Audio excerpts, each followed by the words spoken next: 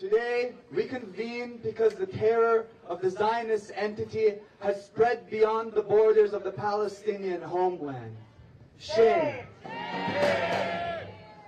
ইরানে ইসরায়েলি হামলার প্রতিবাদে মার্কিন যুক্তরাষ্ট্রে বিক্ষোভ হয়েছে। হোয়াইট হাউসের সামনে সহ বেশ কিছু স্থানে হওয়া এসব বিক্ষোভে যুক্তরাষ্ট্রকে এই সংঘাতে না জড়ানোর আহ্বান জানানো হয়েছে।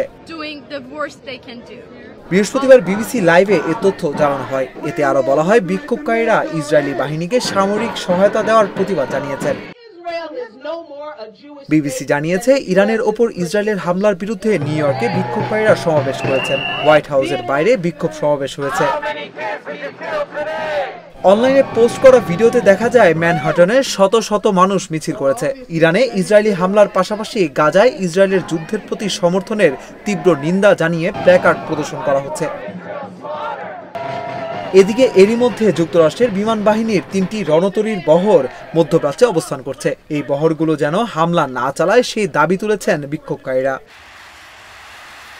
গত ১৩ জুন ভোর রাতে ইরানে হামলা শুরু করে ইসরায়েল। ইসরায়েলি পক্ষে বলা হয়েছে, অদূর ভবিষ্যতে ইসরায়েল ও এর বেসামরিক জনগণের বিরুদ্ধে ক্ষেপণাস্ত্র সহ ড্রোন হামলার আশঙ্কা থেকে ইরানের সামরিক ও পারমাণবিক স্থাপনায় আগাম প্রতিরোধমূলক হামলা চালানো হয়েছে। ওই হামলা এখনো অব্যাহত রয়েছে। জবাবে ইসরায়েলে পাল্টা হামলা চালাচ্ছে ইরানও। সংঘাত শুরুর পর থেকে ইসরায়েলের হামলায় এ পর্যন্ত ইরানে অন্তত ৬৩৯ জন নিহত হয়েছে বলে জানিয়েছে ওয়াশিংটন ভিত্তিক সংস্থা হিউম্যান রাইটস অ্যাক্টিভিস্টস।